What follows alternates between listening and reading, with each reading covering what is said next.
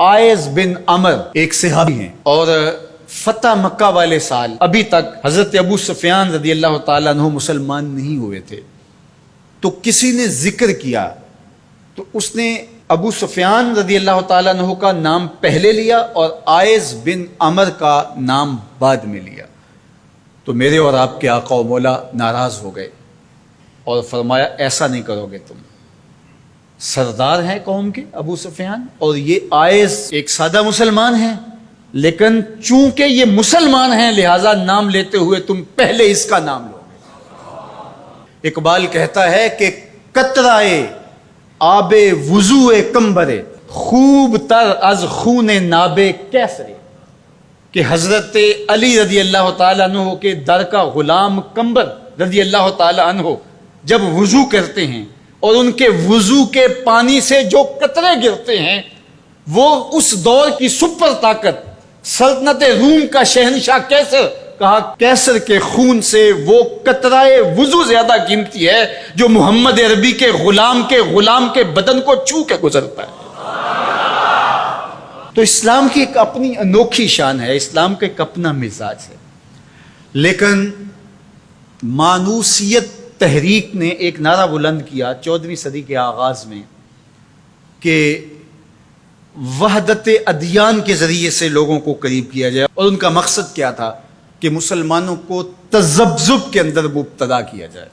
ان کو کہا جائے کہ دیکھو سارے دین کے ماننے والے لوگ ہیں، سب کو حق ہے، عمل کریں، کوئی حرج نہیں ہے، اور ایک دوسرے کے قریب ہوں، ایک دوسرے کے پاس آنا جانا رکھیں. اس طرح کے کچھ نعرے تراش کے جو ہے وہ ایک فکر انہوں نے دینا چاہی. اور یہ فکر 14ویں صدی کے آغاز میں ہی نہیں تھی بلکہ 14 صدیاں قبل کفار مکہ نے بھی حضور کی بارگاہ میں حاضر ہو کے کہا کہ 1 سال ہمارے بتوں کی آپ عبادت کر لیا کریں اور 1 سال آپ کے معبود کی ہم عبادت کر لیا کریں گے. اس کا فائدہ یہ ہوگا کہ اگر آپ کا دین سچا ہوا تو ہمیں فائدہ ہو جائے گا، ہماری آخرت اچھی ہو جائے گی، اور اگر ہمارا دین سچا ہوا تو آپ کا کام بن جائے گا. باہمی مناقشت، لڑائیاں، الجھاؤ یہ بھی نہیں ہوگا، دونوں کا فائدہ ہو جائے گا. جب انہوں نے یہ پیشکش حضور سے کی تو حضور کے سینہ اطہر پہ سورہ الکافرون کا نزول ہوا. قل یا ایھا الکافرون لا اعبد ما تعبدون، اے محبوب فرما دو کہ جن کو تم پوجتے ہو ان کو میں نہیں پوجتا، اور جس کو میں پوجتا ہوں اس کو تم پوجنے والے نہیں ہوں، اور جس کو تم پوجتے ہو میں کبھی بھی اس کو پوجنے والا نہیں ہوں.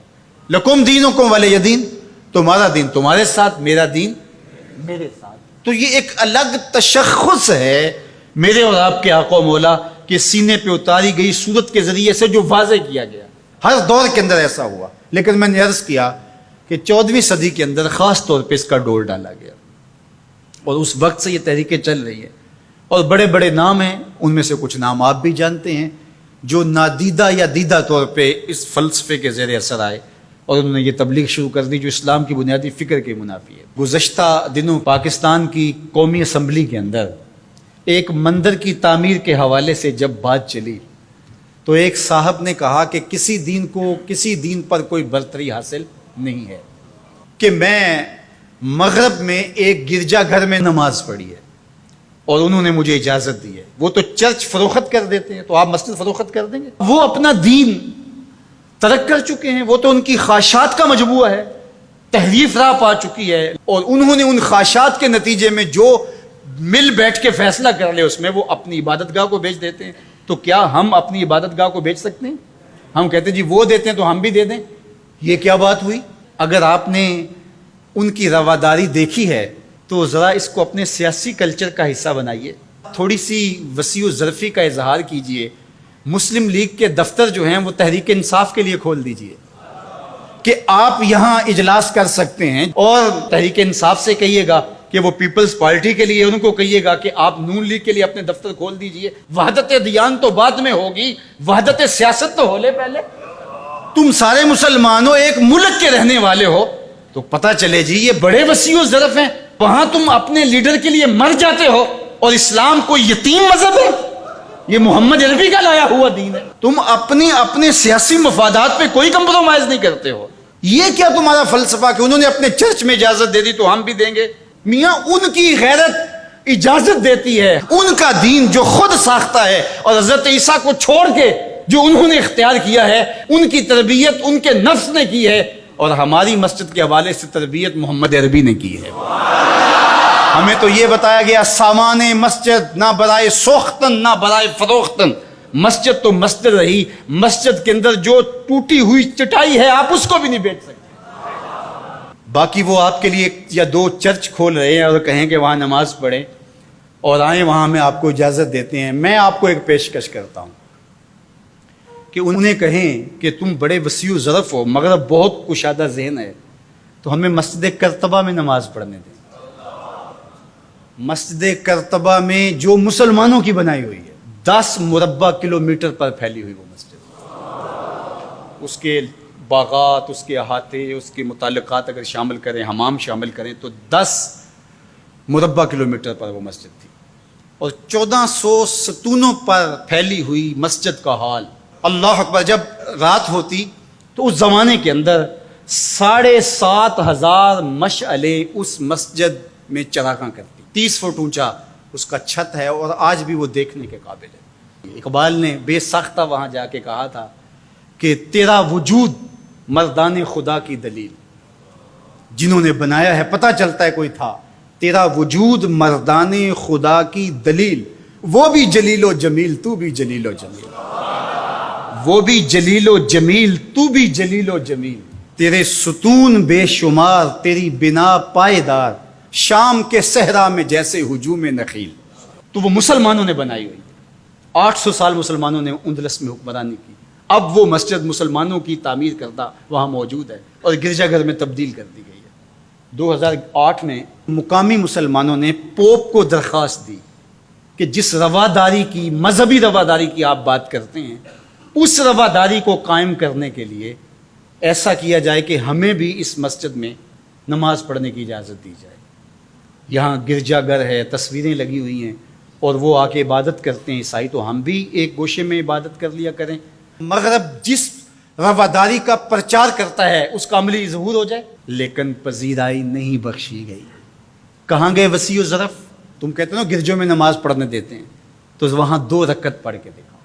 2011 میں اللہ نے توفیق دی تو مجھے شوق تھا کہ میں مسجد کرتبہ دیکھوں، بچپن سے پڑھتے آئے، مسجد کرتبہ کی یادیں خیالوں میں نقش تھی۔ تو جب میں وہاں پہنچا تو وہ دروازے پہ بتا دیتے ہیں کہ یہاں نماز کی اجازت نہیں ہے، تو اب وہ مسجد جہاں قدم قدم پہ اہل علم اور اولیاء کے پیشانیوں اور سجدوں کے نشان موجود ہیں، اب مجھے تو گوارا نہ ہوا کہ میں جوتا پہن کے جاؤں، تو میں نے جوتا اتار کے ایک سمت رکھ دیا اور مسجد میں داخل ہوا۔ تو سیکورٹی کے لوگ میرے پیچھے بھاگے اور کہنے لگے کہ آپ یوں نہیں پھر سکتے۔ میں نے کہا کیوں؟ کہتے آپ نے جوتے اتارے ہوئے۔ تو وہاں تمام مذاہب کے لوگ آتے ہیں، آپ جانتے ہیں کہ ان کے لباس بھی مختصر ہوتے ہیں، تو میں نے کہا انہوں نے تو لباس بھی نہیں پہنے ہوئے، تو مجھے اس کی اجازت دیتے کہ میں جوتا اتار دوں، انہوں نے لباس اتارے ہوئے۔ تو وہ کہنے لگے جی نہیں۔ میں نے کہا مجھے بات سمجھاؤ کس طرح۔ تو جو گفتگو ہوئی وہاں، جو میرے ساتھ ترجمان تھے ان کے ذریعے سے، وہ یہ تھی کہ چونکہ مسلمان مسجد کی تعظیم کرتے ہیں اور مسجد کی تعظیم عبادت کا روپ ہے، اور وہ مسجد کو تقدس دے کر کے اس کی تعظیم کرتے ہیں، اور آپ نے جو جوتا اتارا ہے آپ کی نیت میں مسجد کی تعظیم ہے، یہی ہے۔ میں نے کہا بالکل یہی ہے۔ یہاں بڑے بڑے مشائخ اولیاء بیٹھتے رہیں تو کس طرح میں اپنے جوتوں سے اس پہ فرش کو رون دوں؟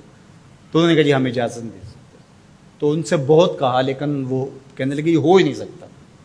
تو ہم ساری مسجد نہیں دیکھ سکے اور واپس آ گئے، اور 2014 میں پھر دوبارہ جانا ہوا، پھر یہی میرے ساتھ مسئلہ ہوا۔ تم کہتے ہو بڑے وسیع ظرف ہے، میں اپنا تجربہ بتا رہا ہوں۔ تم کہتے ہو چرچ میں نماز پڑھنے دیتے ہیں اور وہ جوتے اتار کے نہیں جانے دیتے۔ او میاں، وہ تمہارے لیے ایک کھلونا رکھا ہے، تمہیں بہلانے کے لیے، تمہیں ورغلانے کے لیے وہ رکھا ہوا ہے۔ انہیں پتہ ہے اس سے بہل جائیں گے، اور وہ بھی شور جا کے کریں گے کہ ہماری مسجدوں میں بھی ایسا ہونا چاہیے، ہم بھی وسیع و ظرف ہوں۔ وہ تمہیں دھوکہ اور فراڈ دینے کے لیے کیا ہے۔ اقبال نے کہا تھا اندروں تاریخ تر از چنگیز، یہ بظاہر میٹھے میٹھے لگتے ہیں لیکن ان کا اندر چنگیز سے بھی زیادہ تاریخ ہے۔ تو جو گرجے فروخت کر دیتے ہیں، آج آیا صوفیہ کہ ان کو کیوں تکلیف ہو گئی؟ اور وہ سلطان محمد الفاتح نے خریدی ہوئی ہے، اور آج آیا صوفیہ سجدوں سے آباد ہو رہی ہے۔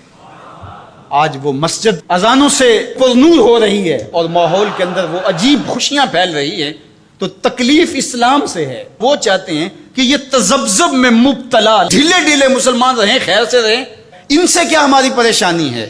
مجھ کو پریشانی ہے تو اس امت سے ہے، اشک سحرگاہی سے جو ظالم کرتے ہیں وضو۔ تو آج آیا صوفیہ تکلیف کا سبب اس لیے بن گیا کہ یہ جو تحریک بپا کی گئی تھی وحدت ادیان کی، اور ترکی بھی ایک زمانے میں اس کا مرکز رہا، اور آج یہ ہے کہ وہاں آیا صوفیہ مسجد کی صورت میں بدل رہی ہے۔ لیکن مغرب خوش ہے کہ پاکستان میں مندر بن رہے ہیں، عربستان میں مندر بن رہے ہیں، اور اسرائیل کے ساتھ ہم عربوں کے تعلق کو مضبوط کر رہے ہیں، لیکن یہ تمہارا ادھورا سا خواب ہے جو کبھی پورا نہیں ہوگا، یہ وقتی ہوگا۔